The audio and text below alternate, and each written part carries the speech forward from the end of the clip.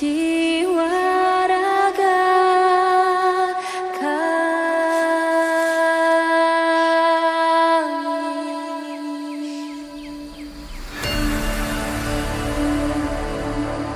Indonesia is the most beautiful land in the universe.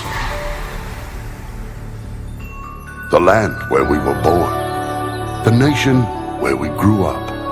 So many colors that live together in peace. With a million timeless treasures. With an abundance of natural wealth. Indonesia is not just wonderful. Indonesia is a wonderland. Kota baru gunungnya berbeda, berbeda bagaimanapun di Samangkara, bagaimanapun di Samangkara. Batamu lawanlah Adinda, Adinda iman di dada rasa Malaya, iman di dada rasa Malaya. Sayang sayang si patokaan matego tego gorokan sayang sayang sayang si patokaan matego tego gorokan sayang sajojo sajojo yumadam ko bisa berparis samuna muna muna keke samuna muna muna keke. Ya, sekarang kita akan membuat kesepakatan kelas ya. Kalian sudah tahu kesepakatan kelas yang ibu sebutkan tadi. Sekarang silakan kalian tulis salah satu di sini. Mana yang ingin kalian ya, nanti. Nah, ibu bagikan. Nanti ditempelkan di sini. Nanti kalau sudah ibu silakan silakan ditempelkan. Sekarang saja dulu ya.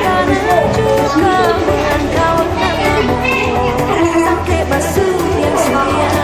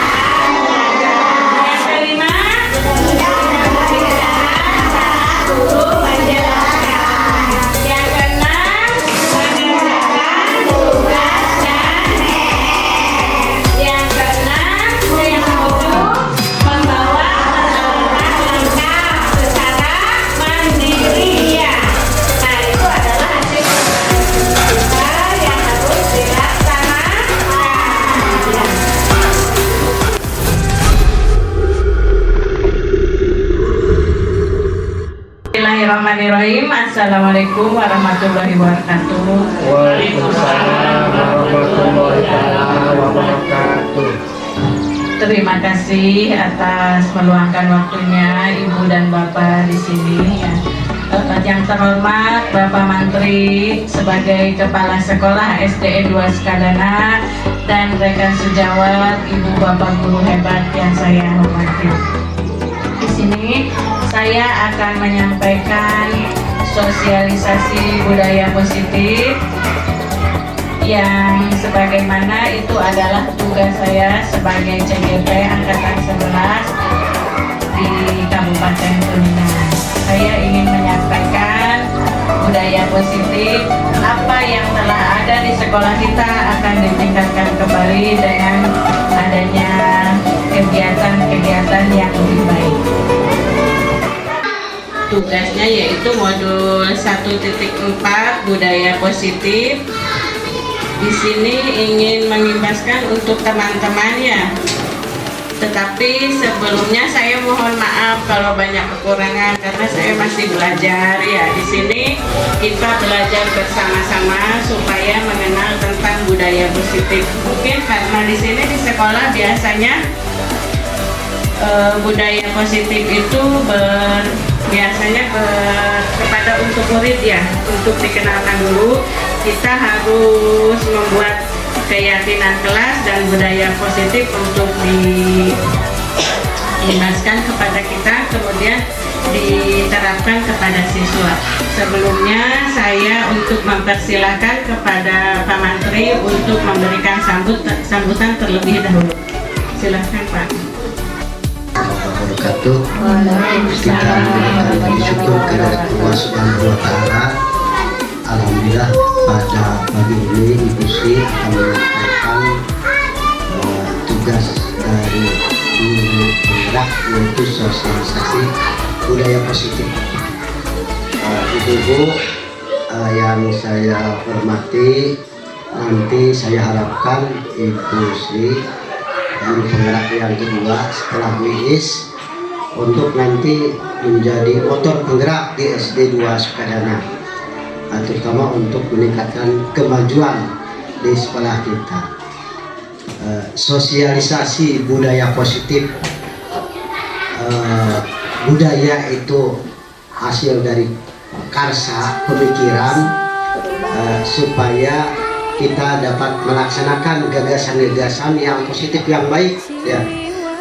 Satu program dari saya yaitu diantaranya adalah pembiasaan setiap hari dalam seminggu itu hari Senin yang menyangkut ke upacara bendera, kemudian hari Selasa ada lagi untuk menyampaikan lagu-lagu nasional, untuk hari Rabu itu literasi, hari Kamisnya itu budaya Sunda, kearifan lokal, hari Jumat yaitu tentang keagamaan dan kepramukaan pada hari Sabtu. Itu semuanya bisa dilaksanakan, ini bisa dipadukan. Ini Ibu Sri di dalam kegiatannya itu saling menunjang ya, jadi disesuaikan sesuai program kita. Dan untuk itu, untuk sosialisasi budaya positif, ini saya silakan ke Ibu Sri untuk menyampaikan sosialisasi budaya positif ini. Nanti ada kaitan dengan pembiasaan di sekolah kita. Itu saja dari saya. Assalamualaikum warahmatullahi wabarakatuh. Kepada Bapak Mantri yang sudah memberikan sambutannya, sekarang kita mulai aja untuk mengenal budaya positif ya. Di sini ada tugas aksi nyata modul 1.4 budaya positif. Nah, materi budaya positif itu mencakup perubahan paradigma belajar, disiplin positif, dan nilai-nilai kebijakan universal, teori motivasi, hukuman dan penghargaan, restitusi, kemudian mencakup keyakinan kelas, kebutuhan dasar manusia, dan dunia berkualitas. restitusi 5 posisi kontrol, restitusi segitiga restitusi.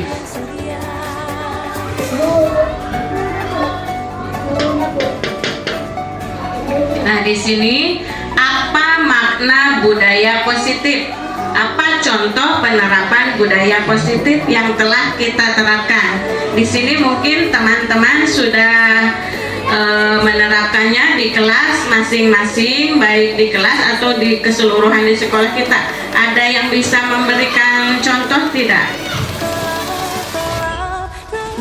Contoh budaya positif yaitu setiap hari Sabtu kita mengadakan senam bersama, terus hari Jumat juga opsi disebutnya Jumat bersih.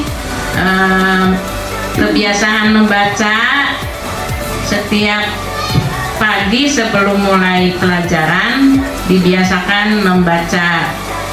Nah, itu mungkin contoh budaya positif. Terima kasih untuk Ibu EN. Nah, sekarang kita itu udah ada contoh yang sudah diterapkan di sekolah kita ya tentang budaya positif.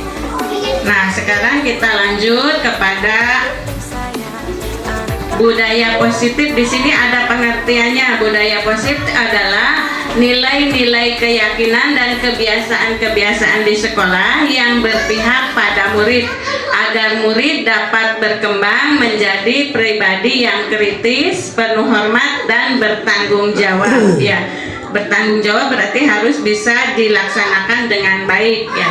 Di sini ada perubahan paradigma belajar, yaitu pendidikan adalah sebuah proses pengubahan sikap dan tata laku seseorang atau kelompok orang dalam usaha mendewasakan manusia melalui upaya pengajaran dan pelatihan. Pengajaran harus menuntun segala kodrat yang ada pada anak agar mereka dapat mencapai keselamatan dan kebahagiaan yang setinggi-tingginya, baik sebagai manusia maupun sebagai anggota masyarakat.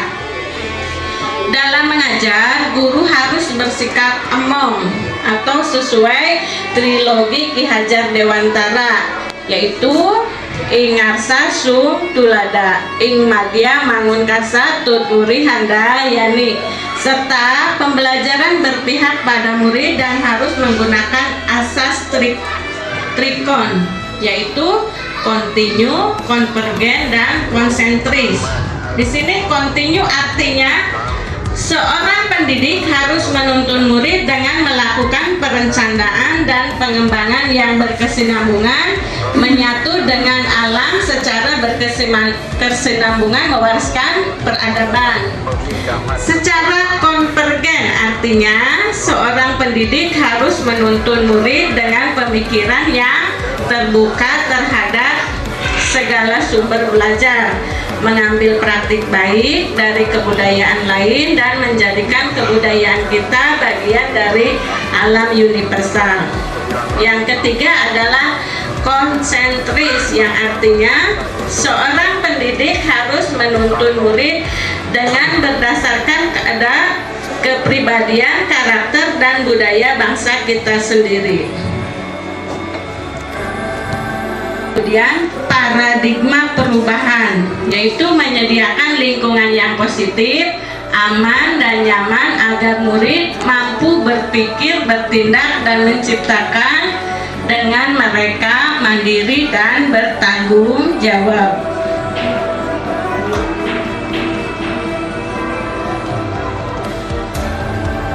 Perubahan paradigma yaitu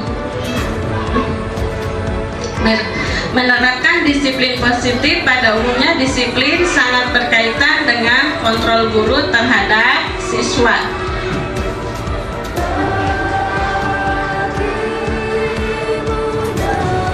Kita mempunyai contoh. Cobalah buka kepala tangan kita, atau kita tutup dulu tangan kita. Coba apa yang kita rasakan. Yang mengontrol suruh nutup tangan ini siapa? Mengepalkan otak.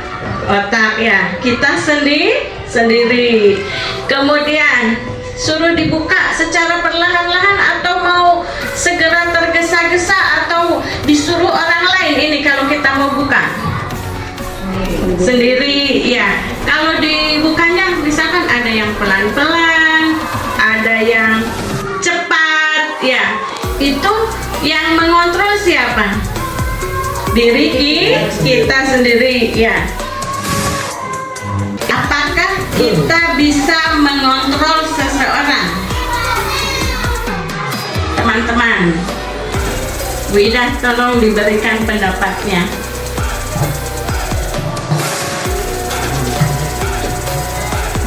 Berkaitan dengan mengontrol seseorang, saya ini akan berpendapat mengenai dengan anak didik ya, peserta didik di kelas.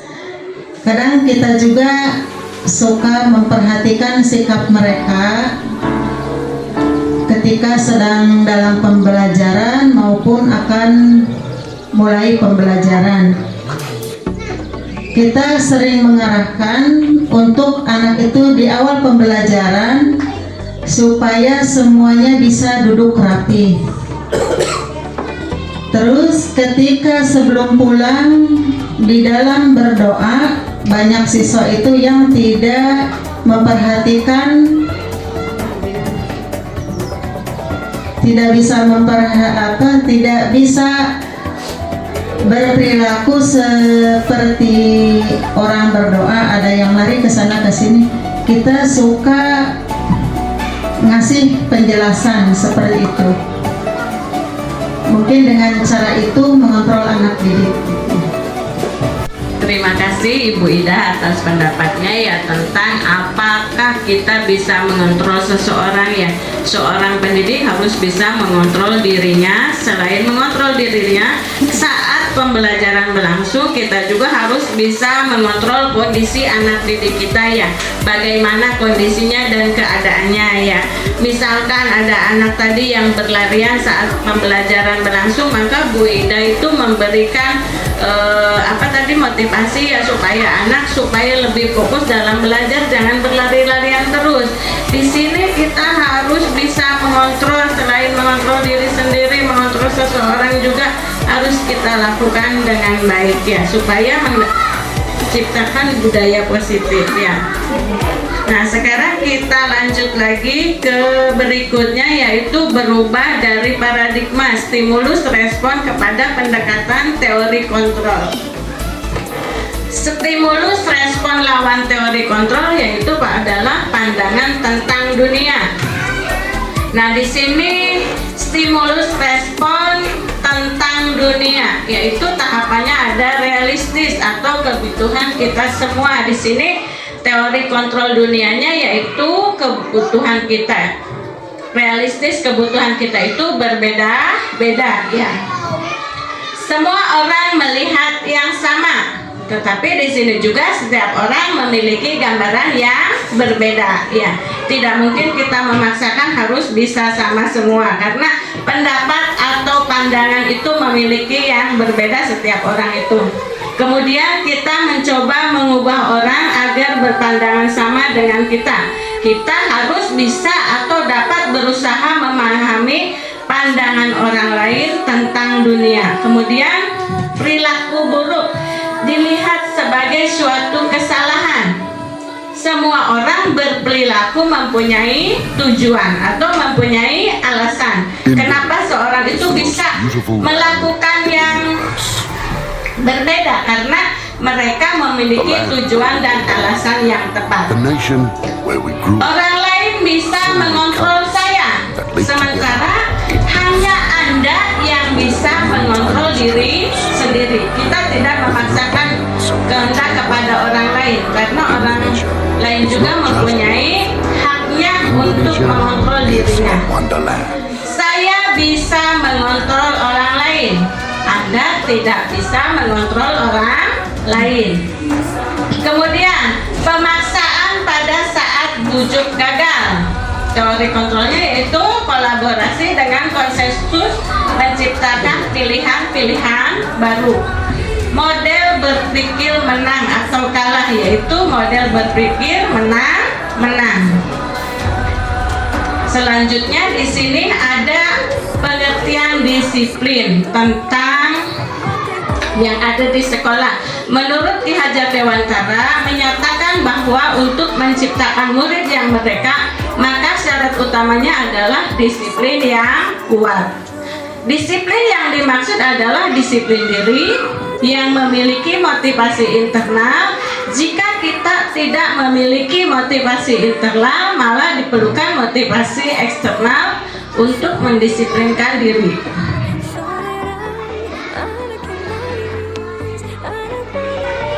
Nah, disiplin positif. Disiplin positif merupakan pendekatan mendidik anak untuk melakukan kontrol diri dan pembentukan kepercayaan diri.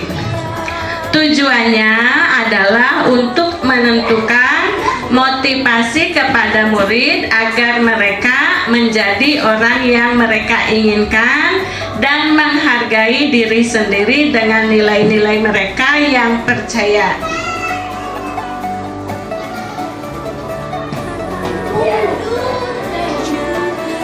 Manusia untuk menghindari ketidaknyamanan atau hukuman, menghindari permasalahan yang mungkin muncul dan berpengaruh kepada mereka.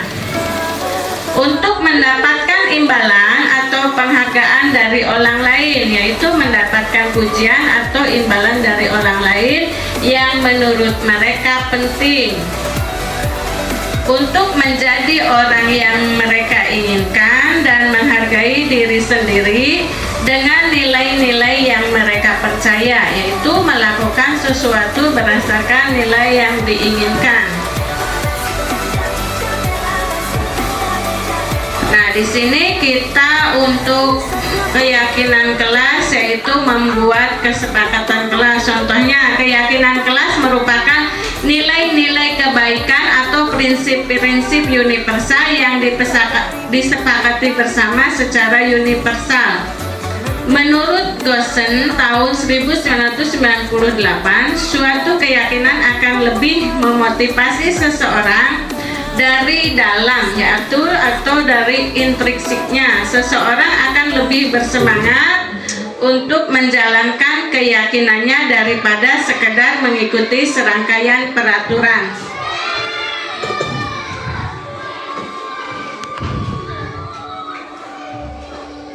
Membentuk keyakinan kelas. Yang pertama, keyakinan kelas bersifat abstrak daripada peraturan yang lebih rinci dan nyata.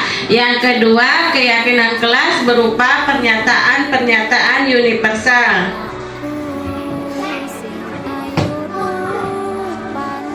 Yang ketiga, pernyataan keyakinan kelas selalu dibuat dalam bentuk positif. Yang keempat, keyakinan kelas hendaknya tidak terlalu banyak sehingga mudah diingat dan dipahami. Yang kelima, semua warga kelas sebaiknya ikut berkontribusi dalam membuat kegiatan kelas lewat curhat pendapat. Dan yang keenam, semua warga kelas bersedia meninjau kembali keyakinan kelas dari waktu ke waktu. Contoh di sini, membuat keyakinan kelas bersifat abstrak daripada peraturan yang lebih rinci dan nyata.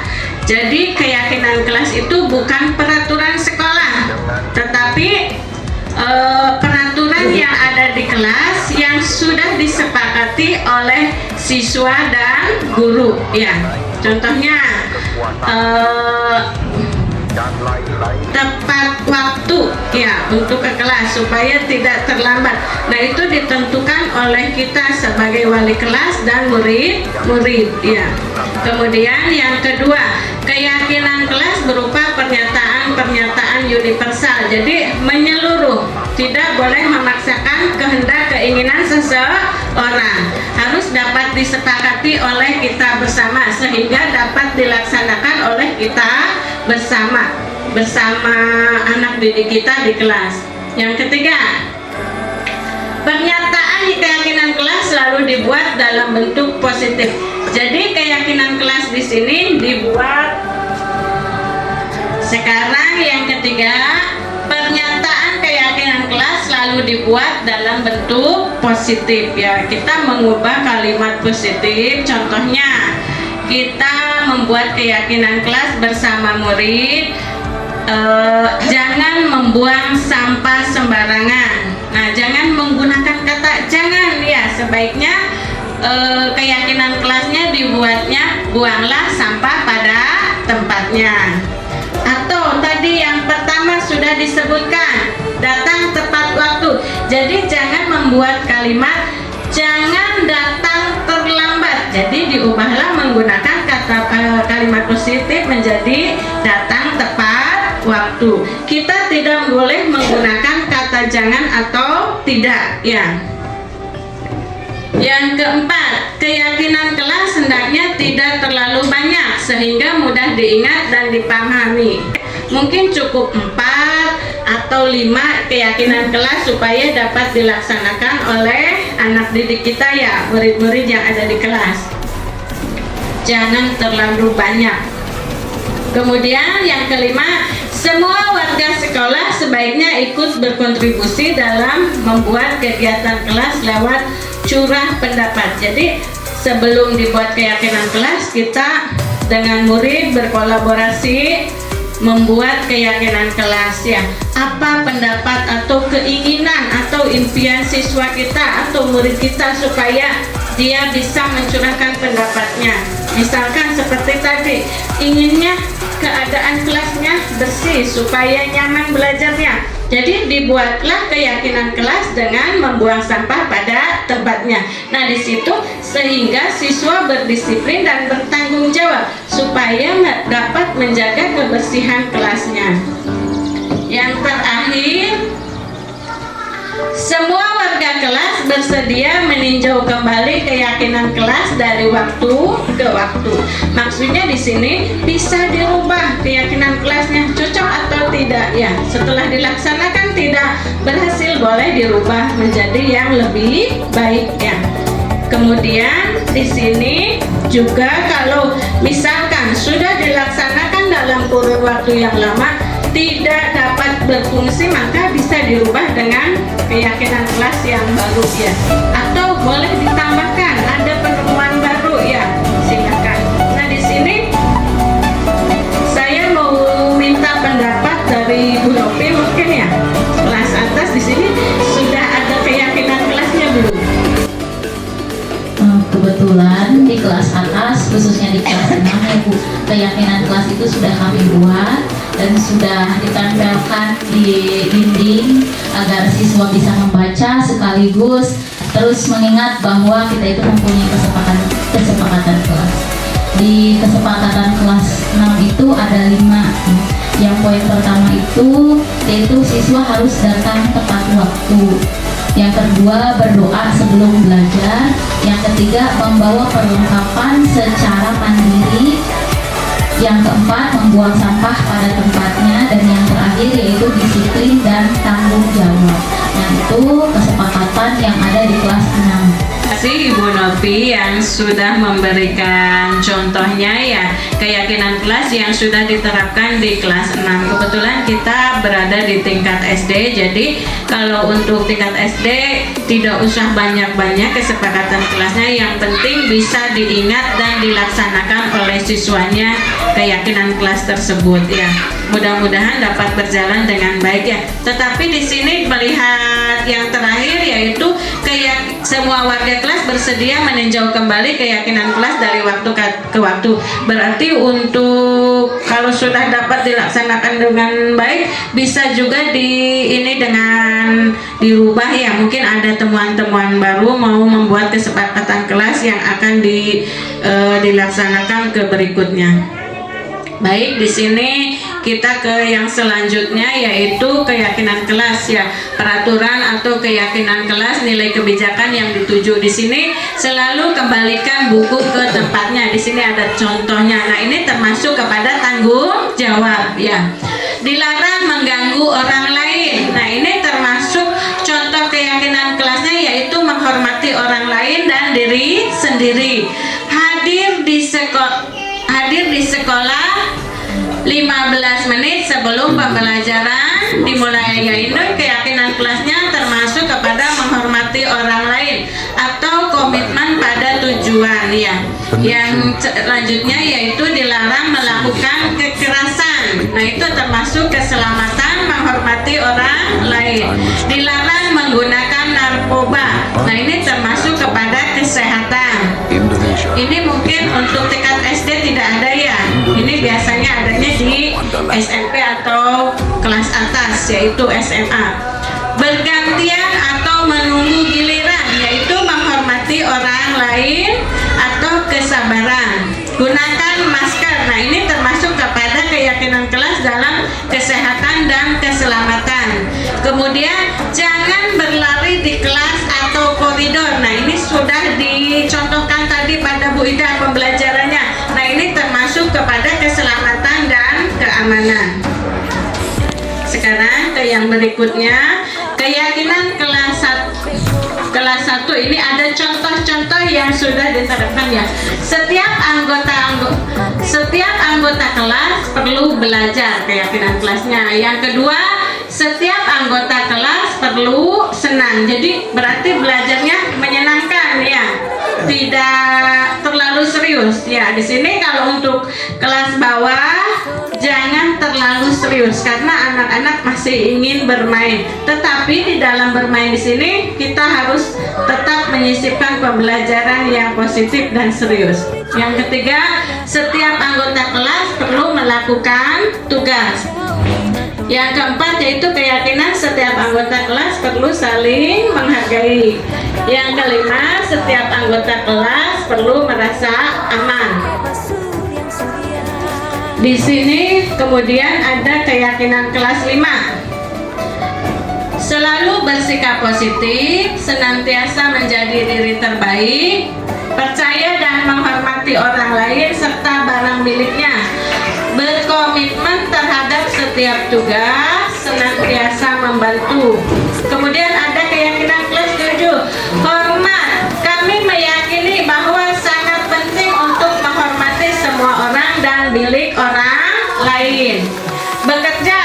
Kami meyakini bahwa sangat penting untuk mengerjakan segala pekerjaan atau mengikuti kegiatan yang telah ditugaskan. Diterima dan dimiliki. Kami meyakini bahwa sangat penting untuk merasa diterima pada suatu kelompok dan saling peduli satu dengan yang lainnya.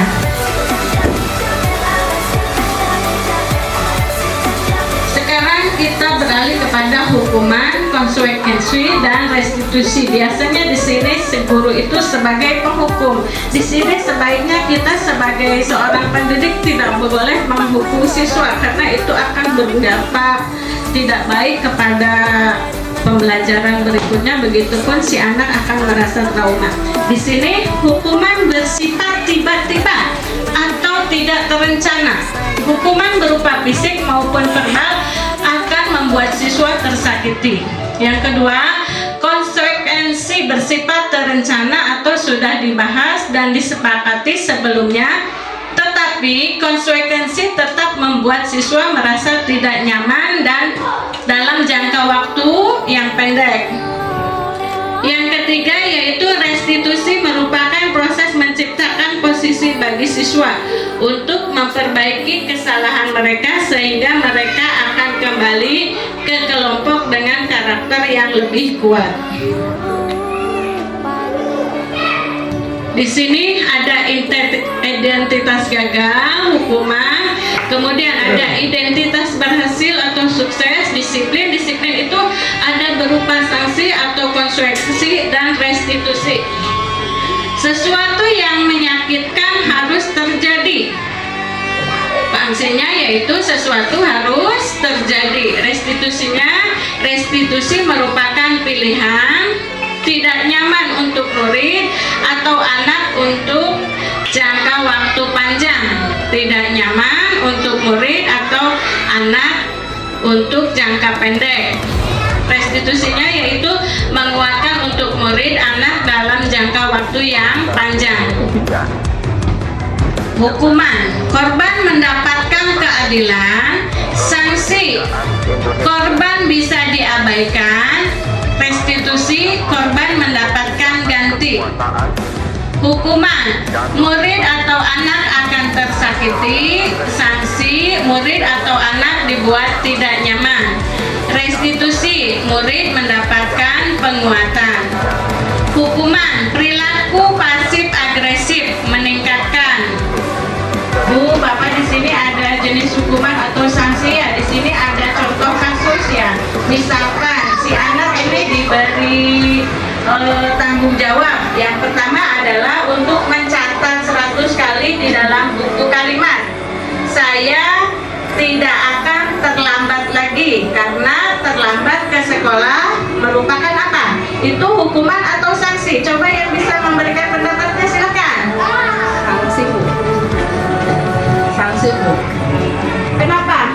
Karena kalau itu kan merugikan dia jadi kalau boleh jadi termasuknya ke sanksi. Jadi itu adalah pendapat dari Ibu Iis ya, bahwa ini yang pertama, kasus yang pertama mencatat 100 kali di dalam buku kalimat, saya tidak akan terlambat lagi karena terlambat sekolah. Nah itu adalah bentuk sanksi ya, karena memberi pekerjaan kepada anak sehingga anak merasa pegal dan sakit tangannya ya. Jangan sampai kita lakukan kembali kepada seperti itu ya. Nah di sini yang kedua adalah lari mengelilingi lapangan basket 2 kali karena terlambat hadir di sekolah. Ini biasanya guru olahraga yang sering memberikan ini ya. Coba Pak Dodi diberikan tanggapannya, ini termasuk hukuman atau konsekuensi atau sanksi? Kalau menurut saya hukuman, karena ini ada berupa fisik mengelilingi lapangan basket, itu ada hukuman fisiknya gitu. Terima kasih Pak Dodi atas pendapatnya, yaitu menurut Pak Dodi lari mengelilingi lapangan basket selama 2 kali karena terlambat hadir di sekolah itu merupakan hukuman. Apakah Bapak Ibu yang lain sependapat dengan Pak Dodi? Sependapat ya? Nah sekarang yang ketiga, menggantikan kertas tugas teman yang telah dicoret-coret. Itu apa bentuknya? Hukuman atau sanksi? Sanksi. Ya sanksi ya Bu. Ya itu merupakan sebuah sanksi karena itu merupakan tanggung jawab terhadap temannya karena telah mencoret-coret buku tugasnya atau kertas tugasnya. Terima kasih Bu En ya atas pendapatnya, bagus sekali ya bahwa anak harus mempunyai tanggung jawab karena atas kesalahannya ya, sehingga dia menggantikan buku temannya yang sudah dicoret-coret ya. Sekarang yang terakhir, di sini ada membersihkan WC sekolah karena mematahkan pensil kawannya. Itu bentuknya hukuman atau sanksi?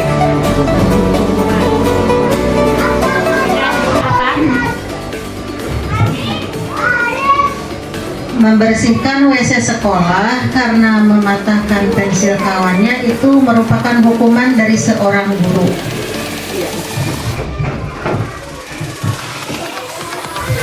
Terima kasih Ibu Ida yang sudah memberikan jawabannya, yaitu membersihkan WC sekolah karena mematahkan pensil kawannya itu berbentuk hukuman dari guru ya. Nah supaya si anak itu mempunyai tanggung jawab terhadap perilakunya ya, jangan sampai diulangi kembali ya. Kebutuhan manusia yaitu yang pertama bertahan hidup, 2 membutuhkan kasih sayang dan rasa diterima, 3 membutuhkan kebebasan, yang keempat yaitu kesenangan, dan yang kelima adalah penguasaan. kebutuhan dasar manusia dan dunia berkualitas. Yang pertama, kebutuhan untuk bertahan hidup atau survival. Kebutuhan bertahan hidup atau survival merupakan kebutuhan yang bersifat fisiologis untuk bertahan hidup. Misalnya kesehatan, rumah, dan makanan. Yang kedua, kasih sayang dan rasa diterima atau love and believing, ya, yaitu pada umumnya anak-anak memiliki kebutuhan dasar kasih sayang dan rasa diterima yang tinggi, ingin disukai dan diterima oleh lingkungan yang baik. Kemudian yang ketiga, kebebasan atau freedom, yaitu anak-anak dengan kebutuhan kebebasan freedom yang tinggi menginginkan pilihan mereka, perlu banyak bergerak, menyukai hal yang baru, dan menarik pada suka mencoba-coba. Yang keempat yaitu kesenangan atau fun, yaitu kebutuhan akan kesenangan adalah kebutuhan untuk mencari kesenangan, bermain, dan tertawa. Kebutuhan ini muncul sejak dini, kemudian terus berkembang hingga dewasa. Yang kelima, penguasaan atau power, yaitu penguasaan merupakan kebutuhan pengakuan atas kemampuan yang berhubungan dengan kekuatan untuk mencapai sesuatu, menjadi komponen, menjadi terampil, diakui atas prestasi dan keterampilan yang dimiliki, dapat membuat pencapaian dihormati, didengarkan, meninggalkan pengaruh, dan memiliki harga diri. Teori kebutuhan manusia. Nah, di sini ada ini ya. Contoh, coba Bapak Ibu pikirkan bagaimana selama ini Anda memenuhi kebutuhan dasar Anda. Coba juga tuliskan nama orang atau benda atau apapun yang dapat memenuhi setiap kebutuhan dasar, diantaranya yaitu kasih sayang dan diterima, penguasaan, kesenangan, dan kebebasan. Apakah Ibu dan Bapak di sini mempunyai keinginan atau harapan yang ingin diterima di keluarga, di sekolah, atau di masyarakat? Bisa dicontohkan. Coba Bu Nur dicontohkan, disebutkan. Saya mempunyai keinginan untuk memenuhi kebutuhan dasar yang diterima di keluarga, khususnya oleh suami dan anak-anak. Saya memenuhi kebutuhan dasar kasih sayang, memenuhi yaitu kewajiban saya kepada anak. Saya menyayangi anak sebagai orang tua, memenuhi kebutuhan, misalnya saya menyediakan makan, menyediakan sarapan, mengajak jalan-jalan setiap seminggu sekali atau 2 minggu sekali pada waktu libur. Kalau jalan-jalan berarti ada kesenangan ya Bu? Iya, kalau jalan-jalan untuk kesenangan. Kalau kebutuhan dasar mungkin itu yang untuk biaya hidup, makan, minum, pakaian gitu. Yang sandang, pangan, papan. Untuk kesehatan juga, kalau anak sakit ya saya sebagai orang tua membawa anak ke dokter begitu. Dan untuk kesehatan anak supaya makan rutin tiap hari itu sehari 3 kali ya, selalu kan anak-anak sekarang kadang-kadang makan lupa dengan main HP atau apa, kan sebagai orang tua pagi-pagi harus sarapan dulu sebelum berangkat sekolah dan lain-lain. Itu mungkin termasuk kepada ya kewajiban orang tua untuk memenuhi kebutuhan dasar anak-anak. Sudah memberikan contohnya ya, kebutuhan dasar apa saja yang kita perlukan ya. Tadi Ibu En sudah menyampaikan kebutuhan kasih sayang dan diterima oleh keluarga, sehingga dia dapat memenuhinya sebagai seorang orang tua kepada anaknya, yaitu berarti kebutuhan dasar yang ada di keluarga. Ya, begitu juga di sekolah kita harus bisa memberikan kasih sayang dan dapat diterima. Begitu juga siswa membutuhkan kasih sayang yang dapat diterima oleh gurunya, oleh teman-temannya. Ya, begitu juga kita dengan teman sejawat bisa dapat diterima dan diberikan kasih sayang oleh teman sejawat, baik atasan maupun teman-teman sejawatnya. Mari kita simak ya video tentang pembelajaran 5 posisi kontrol ya. Nah, di sini ada contohnya. Salah satu program yang dikembangkan adalah 5 posisi kontrol. 5 posisi kontrol dalam restitusi adalah proses perjalanan seorang pendidik agar dapat mengenali dirinya.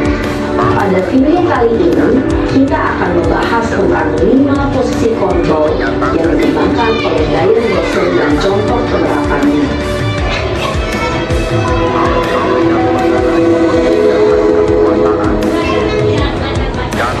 5 posisi kontrol itu adalah 1.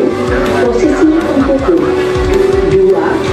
Posisi pembuat merasa bersalah, 3. Posisi teman, 4. Posisi pemantau atau monitor, dan 5. Posisi manajer.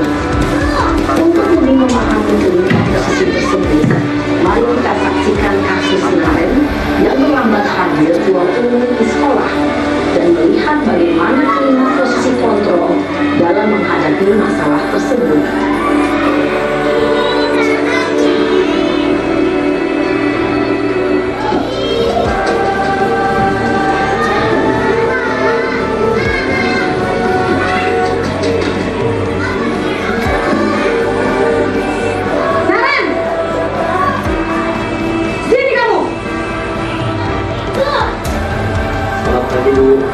Selalu terlambat. Kamu deh, pasti terlambat. Saya Apa? Apa coba? Alasan kamu apa lagi? Kapan sih kamu tidak terlambat? Malas sekali ya kamu jadi anak. Dasar pemalas. Gak kapok-kapok sih kamu. Sudah berapa kali terlambat? Sana, kamu keliling lapangan basket 2 kali. kenapa saya harus ke lapangan basket, Bu? Kenapa? Kamu melawan ibu? Berani-beraninya jawab. Sudah terlambat, masih berani jawab pula. Sekarang, keliling lapangan basket 5 kali sekalian. Biar kapok. Cepat. Pergi sana ke lapangan basket. Posisi pemukul biasanya berbicara dengan nada tinggi, menghardik, menunjuk-nunjuk, menyakiti, dan menyindir. Hukuman bisa berupa fisik maupun psikis. Ibu dan bapak guru hebat. Dampak yang terjadi pada murid ketika guru berada pada posisi pemukul adalah murid cenderung akan memberontak, bahkan menyimpan dendam.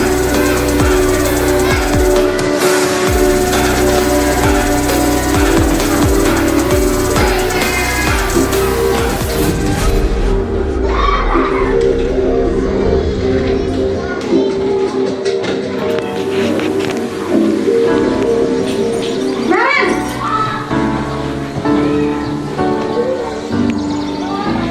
Selamat pagi, Bu.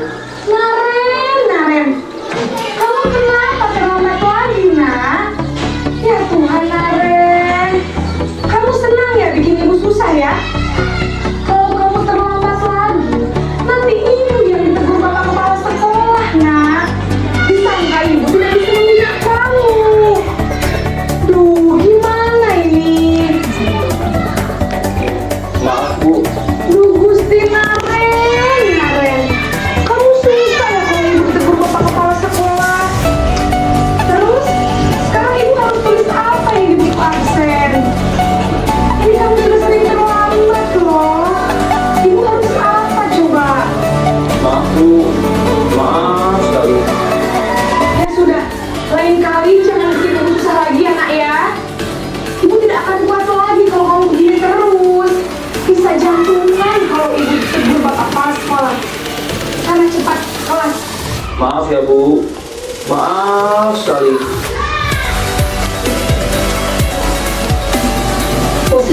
membuat rasa bersalah, berbicara dengan nada tenang, cenderung lembut.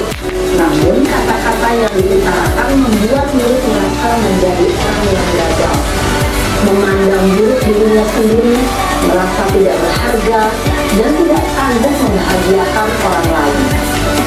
Ketika guru mengambil posisi pembuat rasa bersalah, murid akan menganggap dirinya yang bersalah dan ia akan menyimpan emosi negatif tersebut di dalam dirinya.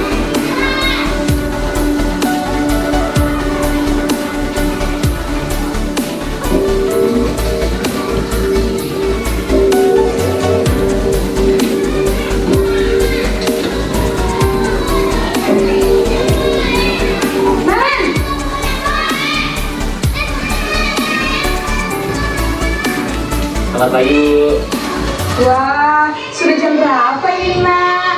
Terlambat lagi ya, sayang. Iya Bu, habis ibu saya lupa bangunkan saya Bu. Kamu malah menyalahkan ibu kamu. Kamu bukannya anak yang larinya paling kencang. Kok terlambat sih? Iya Bu, saya memang terlambat bangun tadi.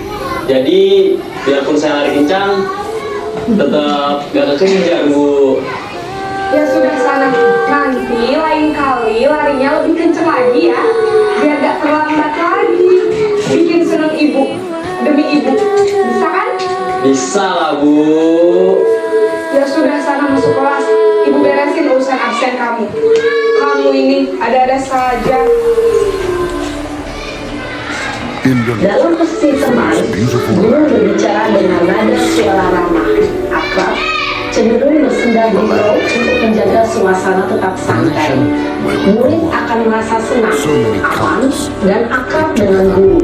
Identitas yang tercipta adalah identitas sukses atau berhasil. Namun, perlu diingat, karena ini masih dorongan eksternal, maka ada faktor ketergantungan dari murid kepada orang tertentu. Di sini guru absennya, sehingga di lain waktu murid bisa berperilaku baik, namun hanya kepada orang-orang tertentu saja.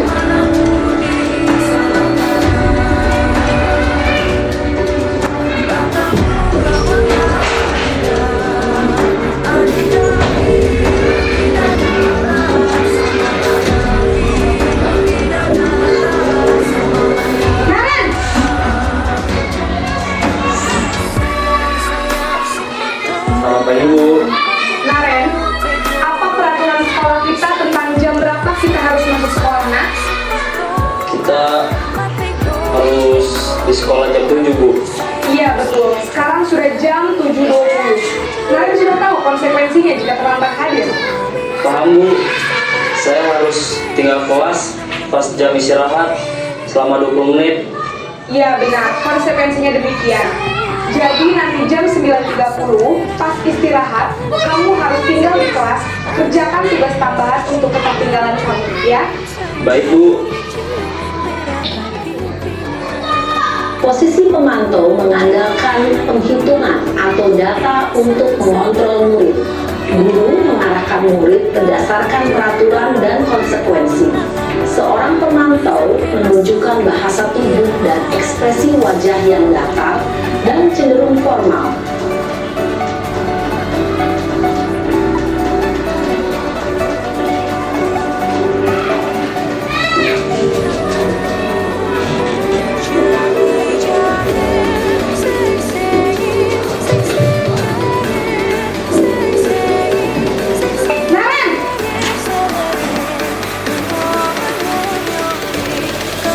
Selamat pagi Bu.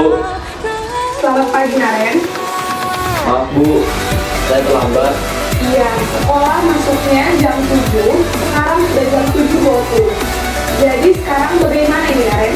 Maaf Bu, saya lupa alarm saya semalam. Baiklah, menurut kamu, keyakinan sekolah yang mana yang perlu kamu tingkatkan? Menghargai diri sendiri dan orang lain mungkin ya Bu. Setuju. Jadi, apakah Naren meyakini prinsip saling menghormati tersebut? Iya Bu, saya meyakininya. Apakah Naren bersedia memperbaiki masalah keterlambatan ini? Bersedia Bu. Bagaimana kamu akan perbaiki masalah keterlambatan ini? Naren coba untuk tidak lupa menyetel alarm saya, Bu. Baik, kalau Naren lupa menyetel alarm di rumah, ada orang yang kira-kira bisa bantu mengingatkan tidak? Ada, Bu. Kakak saya, Kak Emma. Ada lagi selain Kak Emma? Selain Kak Emma, ada ibu saya. Baik, jadi yang mengingatkan Naren adalah Kak Emma dan ibu kamu ya? Kira-kira akan mulai start alarm kapan nih Naren? Setelah pulang sekolah, akan segera saya lakukan. Baik, jadi Naren akan setel alarm untuk bangun besok pagi dan akan diingatkan oleh kakak dan ibunda Naren ya. Ada lagi yang mungkin perlu dilakukan Naren agar tidak terlambat bangun lagi? Tidak ada, Bu. Baik Naren, terima kasih untuk kerjasama kamu. Sekarang kamu perlu kembali ke kelas untuk belajar. Baik, Bu. Terima kasih. Posisi manajer adalah posisi kontrol yang disarankan untuk membimbing murid memiliki sikap disiplin yang positif, yaitu murid yang mandiri, bertanggung jawab, dan dapat memecahkan masalah. Tujuan dari posisi ini adalah agar murid dapat berefleksi atas tindakannya. Guru akan dengan tulus memberikan pertanyaan-pertanyaan bermakna, sehingga membuat murid dapat belajar dari kesalahannya dan mencari sebuah solusi untuk menyelesaikannya. Ibu dan bapak guru hebat, setelah mengamati adegan kelima posisi kontrol tadi, kira-kira posisi mana yang paling ideal? Posisi mana yang dapat menunjang motivasi intrinsik murid? Ya, tentu posisi manajer. Posisi ini memang posisi ideal yang ingin dituju setiap pendidik. Pada posisi inilah, guru dapat menerapkan disiplin positif yang berpihak pada murid, yang memerdekakan murid. Perjalanan seorang pendidik tentunya tidak mudah untuk sampai pada posisi seorang manajer. Namun, tujuan kita pasti, yaitu menciptakan murid-murid yang mandiri, merdeka, dan bertanggung jawab. Semoga penggambaran 5 posisi kontrol yang telah diperlihatkan ini dapat menjadi ajang refleksi bagi kita semua, agar dapat terus mengasah dan menerapkan disiplin positif yang memerdekakan murid. Mari terus berlatih dan bersemangat. Selamat menerapkan. Salam dan bahagia, Ibu dan Bapak Guru hebat.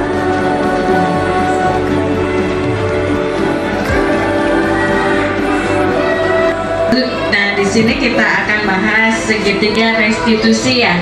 Segitiga restitusi itu yang pertama yaitu menstabilkan identitas, yang kedua menanyakan keyakinan, yang ketiga adalah validasi tindakan yang salah. Contoh dari menstabilkan identitas yaitu setiap orang pasti pernah melakukan kesalahan dan kamu bukan satu-satunya yang pernah melakukan ini. Menanyakan keyakinan yaitu keyakinan kelas apa yang telah disepakati, ya kamu ingin menjadi orang yang seperti apa. Kemudian validasi tindakan yang salah yaitu kamu tentu punya alasan mengapa melakukan kesalahan ini atau itu ya. Adakah cara yang lebih efektif untuk mendapatkan apa yang kamu butuhkan? Nah, di sini adalah mohon maaf ya, di sini ada contoh anak yang sudah membuat kesalahan pada keyakinan kelas yang sudah dibuat. Di sini ada temuan pada kelas 3, silakan disimak videonya. Selamat pagi Azima. Tahu kenapa kamu bisa di sana itu?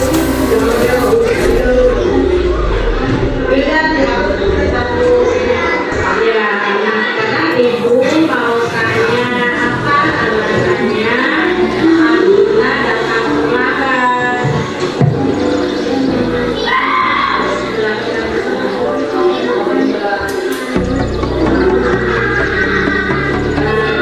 Jadi, karena isu kamu itu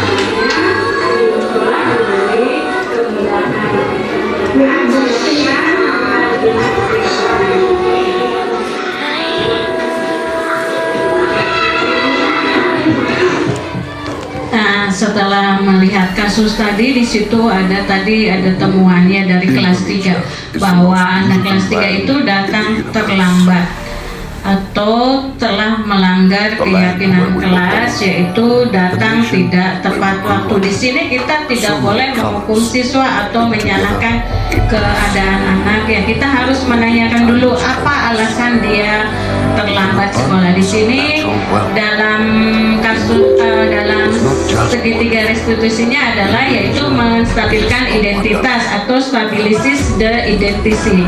Ya, bagian dasar dari segitiga ini bertujuan untuk mengubah identitas anak dari orang yang gagal karena melakukan kesalahan menjadi orang yang sukses. Kalau kita ingin menjadi reflektif, maka kita harus meyakinkan si anak dengan cara mengatakan kalimat-kalimat ini, ya.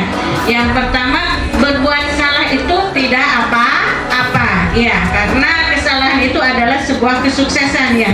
Tidak ada manusia yang sempurna. Yang ketiga, saya juga pernah melakukan kesalahan seperti itu. Yang keempat, kita bisa menyelesaikan ini dengan cari alasannya apa dia terlambat. Kemudian di sini Bapak Ibu tidak tertarik mencari siapa yang salah, tetapi Bapak Ibu ingin mencari solusi dari permasalahan ini. Kemudian berhak merasa begitu. Kita juga mungkin waktu sekolah, waktu kecil, ya, waktu SD, SMP pernah terlambat sekolahnya, ya. Kemudian kita bertanya, apakah kamu sedang menjadi teman yang berbaik buat dirimu sendiri, ya. Kemudian di sini segitiga restitusi yang berikutnya adalah validasi tindakan yang salah, ya. Kita melihat atau memvalidisasi supaya tahu, ya, setiap tindakan kita dilakukan dengan suatu tujuan, yaitu memenuhi kebutuhan dasar. Kalau kita memahami kebutuhan dasar apa yang mendasari sebuah tindakan, kita akan bisa menemukan cara-cara paling efektif untuk memenuhi kebutuhan tersebut. Kalimat-kalimat di bawah ini mungkin terdengar asing buat guru, ya.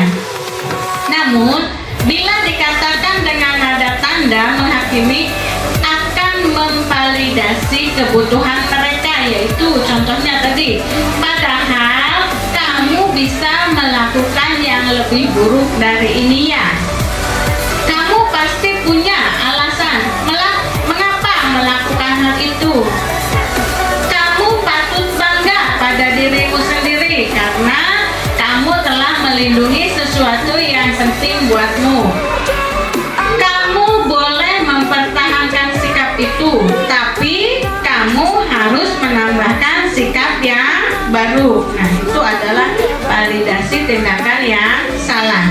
Kita juga harus, selain itu, harus menanyakan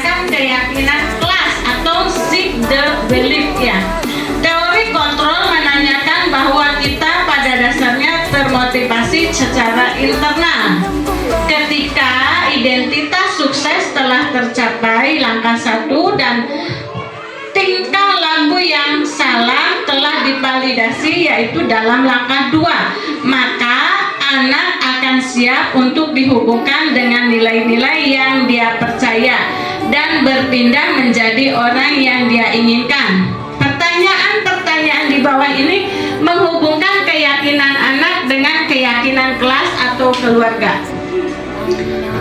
Yang pertama adalah apa yang kita percaya sebagai kelas atau keluarga.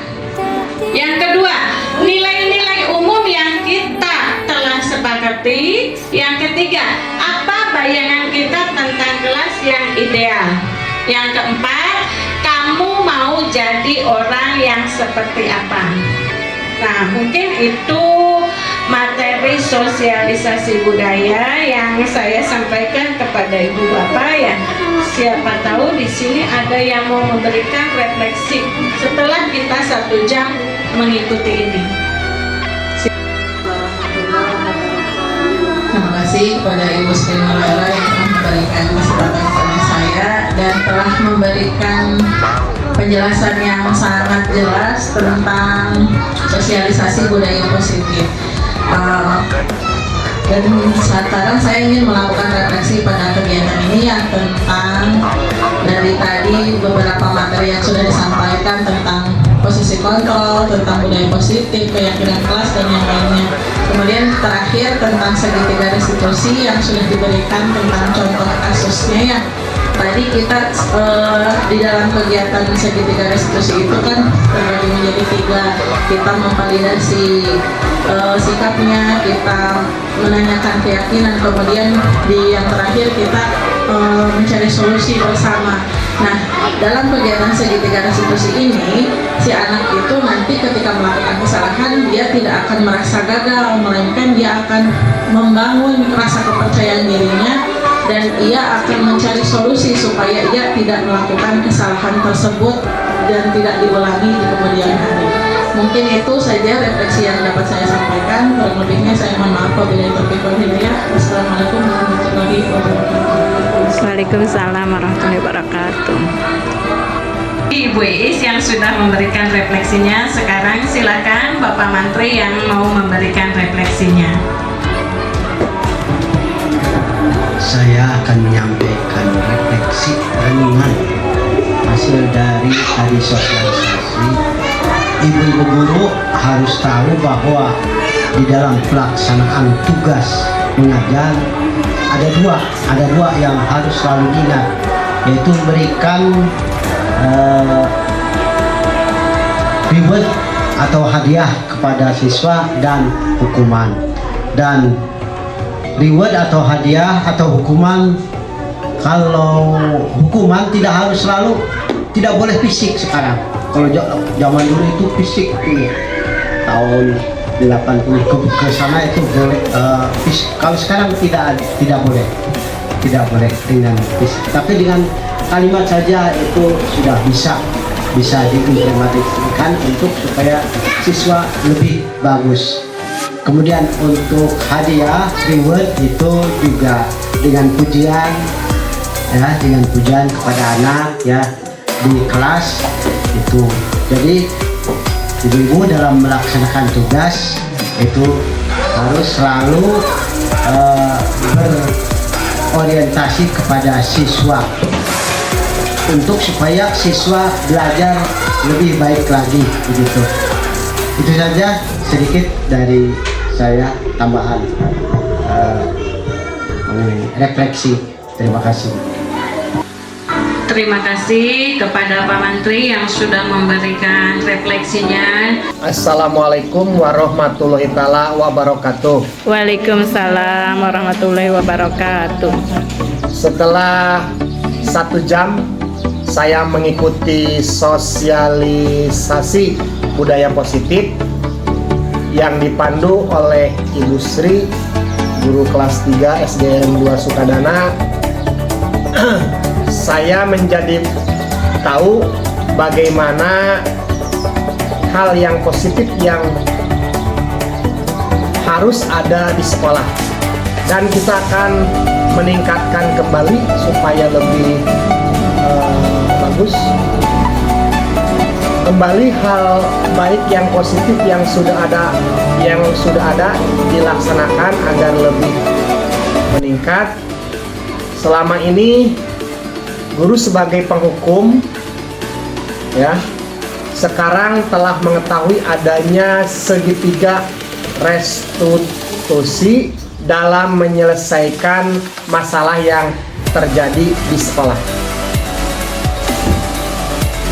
Yang mencakup segitiga restitusi yaitu pertama menstabilkan identitas, yang kedua menanyakan keyakinan, dan yang terakhir validasi tindakan yang salah. Mungkin itu yang saya dapat dari pemaparan yang dipaparkan oleh Ibu Sri, dan mudah-mudahan sekolah bisa melaksanakan itu semua dengan baik. Terima kasih atas berbagi ilmunya buat Sri. Wassalamualaikum warahmatullahi taala wabarakatuh. Waalaikumsalam warahmatullahi wabarakatuh. Terima kasih atas refleksinya, ya sangat baik dan membangun. Semoga sekolah kita dapat terciptanya atau meningkat kembali kegiatan budaya positifnya, apalagi yang sudah dilaksanakan agar lebih bagus lagi di kedepannya. Sekian pemaparan dari saya, ya terima kasih Bapak Ibu atas waktunya yang sudah meluangkan di hari ini, ya semoga sekolah kita dapat lebih maju lagi dalam budaya positif. Mohon maaf kalau saya banyak kekurangan. Wabillahi taufiq wal hidayah. Wassalamualaikum warahmatullahi